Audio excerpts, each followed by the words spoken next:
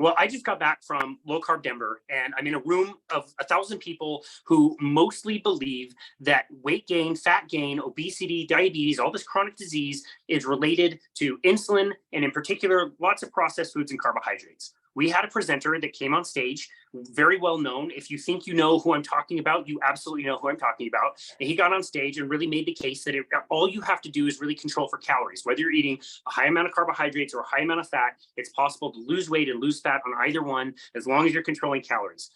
We're talking about the mechanisms of fat loss, weight loss, dealing with obesity, and all those other chronic diseases like I mentioned. What do you think? What have you noticed? Where are you on that spectrum? I think that there are, obviously, and I think you're aware of that, there are hormonal implications, right? That we tend to discount in the general medical, conventional medical world. So we're just looking at a numbers game. And by the way, these numbers are not, they make it sound like it's very scientific, but they're not, because we're not a closed system, right? And also the other thing is we're measuring energy in terms of calories. And as I said in my first episode, there are other ways to think of energy management, right? In the flow of electrons, in the flow of protons, and that's very, very important. Okay. I didn't say this in that episode, but we only focused on the calories, and sometimes we just only focus on ATPs. But really the flow of electrons, the flow of protons, that's a huge implication there.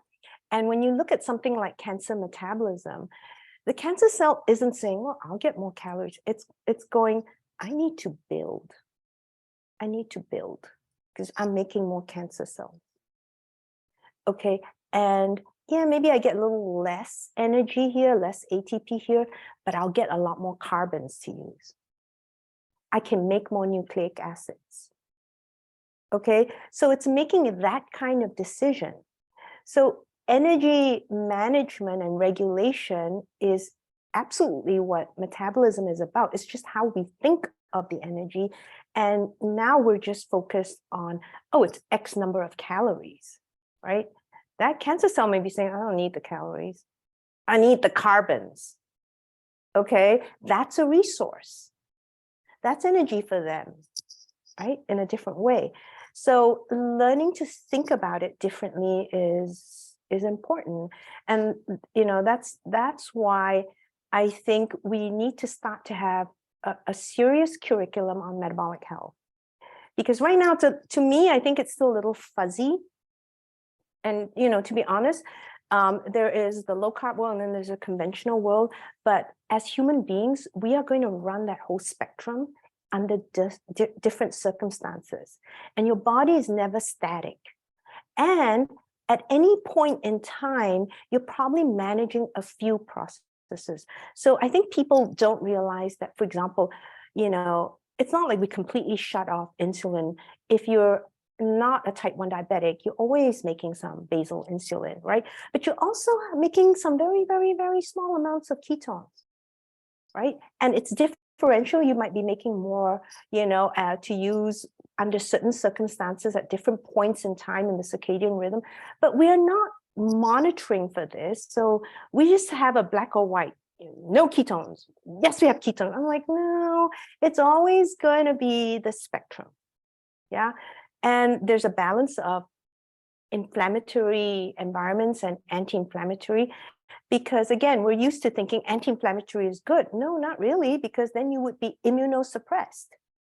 If you were 100% anti-inflammatory, we need some of the inflammatory responses, right? And what people don't talk about, for example, with circadian rhythm, is that your immune system has a rhythm to it, and we're more revved up in terms of the immune system at night, right? Melatonin, for example, revs up the immune system.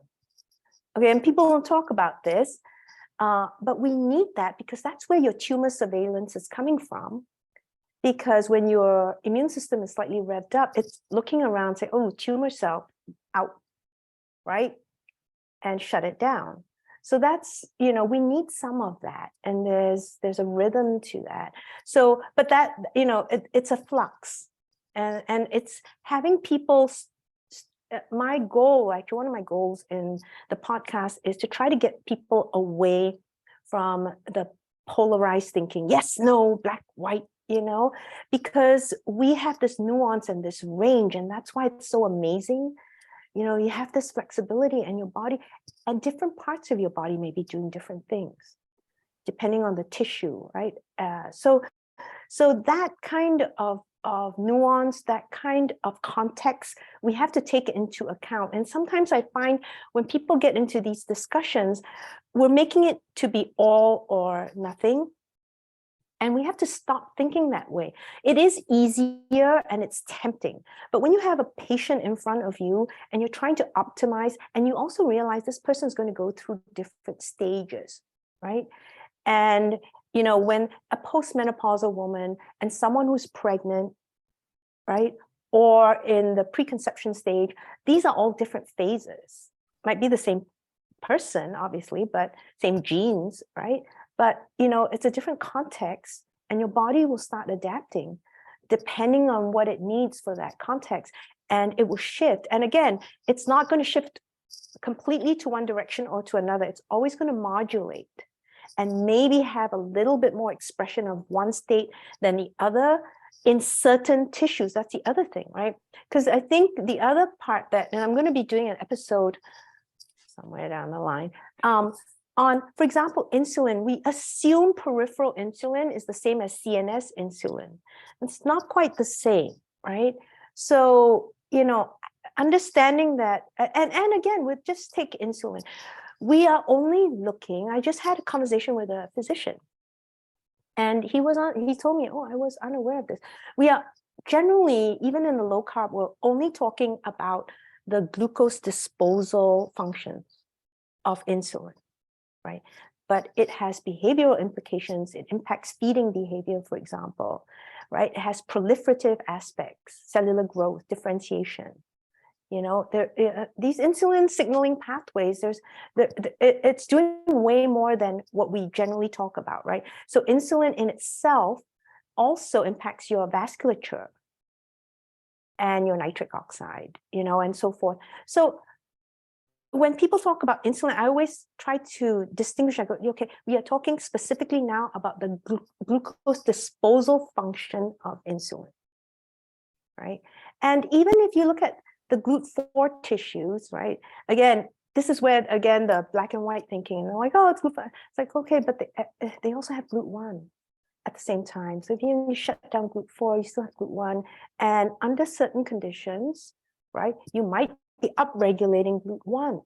So you have to think about that. And sometimes your body does it on purpose, okay? Because it requires that you have, that you prioritize the glucose for certain cells and so forth, right? So the big picture is you got to stand back. And this is something I was talking to a patient, and he's a systems engineer, and he said he got it immediately. He says, yeah, the system, you perturb one part, and there's always, you can't see anything in isolation.